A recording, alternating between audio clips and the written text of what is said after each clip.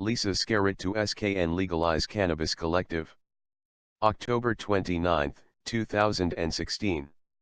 1. Cannabis prohibition began with no scientific, medical, or social justification, and was initiated by the United States of America to harass and punish racial minorities. 2. Cannabis prohibition causes social and economic harms, and criminalizes thousands of citizens of the Federation for no benefit. 3. Cannabis prohibition finances organized crime. 4. Cannabis can provide food, medicine, fiber, fuel, and building materials. 5. Cannabis is a proven safe medicine that can effectively treat a wide variety of ailments. We call upon the government to immediately 1. Repeal the prohibition on the possession and personal cultivation of cannabis. 2. Remove cannabis from the Drug Abuse, Prevention and Control Act. 3. Allow farmers to harvest and sell cannabis and cannabis-based products. 4. Facilitate the development of a legal cannabis market for local consumption and export.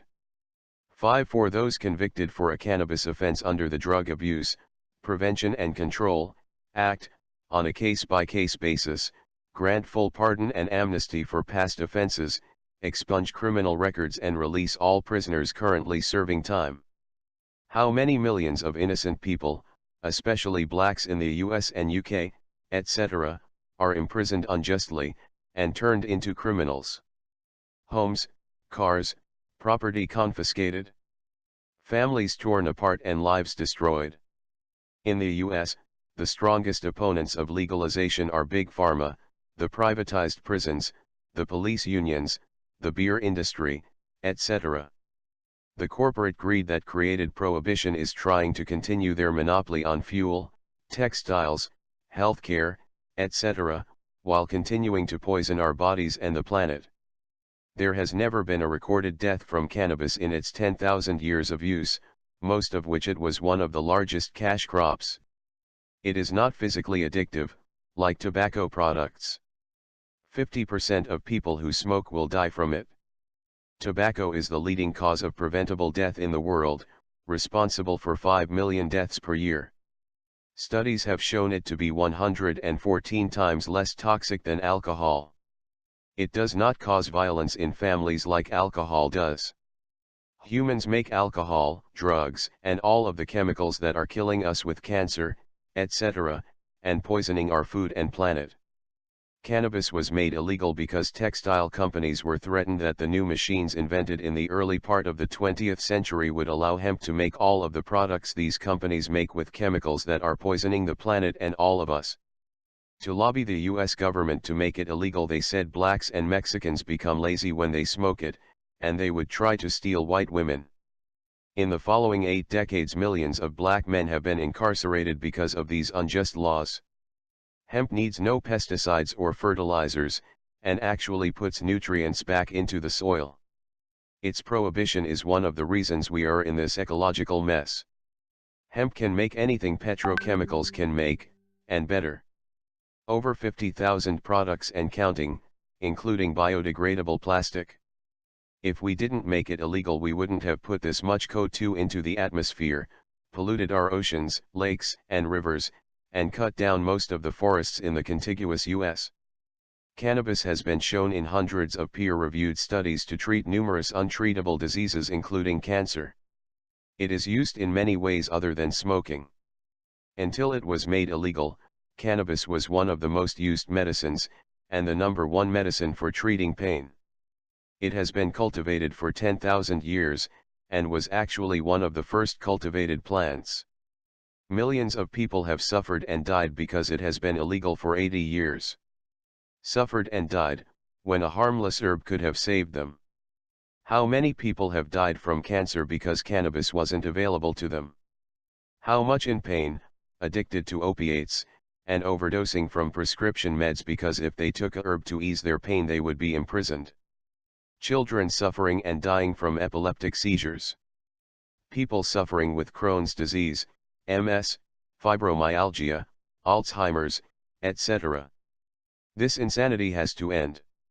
It is rooted in greed, deception, and racism, and it is destroying our planet, criminalizing innocent people, creating a criminal black market, tearing families apart, and preventing people from access to a plant with numerous unique healing properties. Cost of prohibition: 5 ways the cannabis ban wreaks havoc on the U.S. economy. Prohibition has taken a heavy toll on society. While many marijuana law reform advocates rightly focus on how the pot ban has criminalized large segments of the population, it's also had a disastrous impact on the U.S. economy. Fewer jobs: in states where medical or recreational cannabis has been legalized, employment has increased. Retail sales in Colorado alone have created more than 10,000 jobs in 3 years, jobs previously unavailable under prohibition. Also, pot busts prevent otherwise capable employees from finding work due to imprisonment or arrest records. Loss of markets: the United States is getting trounced in the global markets. America already trails Canada, Europe, and China when it comes to hemp production. Even India is set to become a major player. Meanwhile, the US is in danger of becoming number 3 in North America when it comes to reefer reform, as both Canada and Mexico stand poised to legalize recreational ganja nationwide. Poorer health: marijuana's health benefits have long been ignored because the feds prohibit its study. To take just one example, the medical journal Obesity linked cannabis use to reduced body mass index and fat mass, while a 2010 Brookings Institution study estimated the total cost of American obesity at a belt-busting $215 billion per year. Obviously, a less healthy society is also one that's less productive economically. Lost tax revenue: prohibition's effect on the economy is a complex issue, but 2 points stand out. Taxpayer dollars spent on arresting, prosecuting and imprisoning nonviolent marijuana offenders are completely wasted, even as prohibition costs governments the revenue that could come from taxing legal marijuana sales. A 2007 Marijuana Policy Almanac study found that these two factors ripped off American taxpayers for $42 billion annually, an amount that's surely risen in the past decade.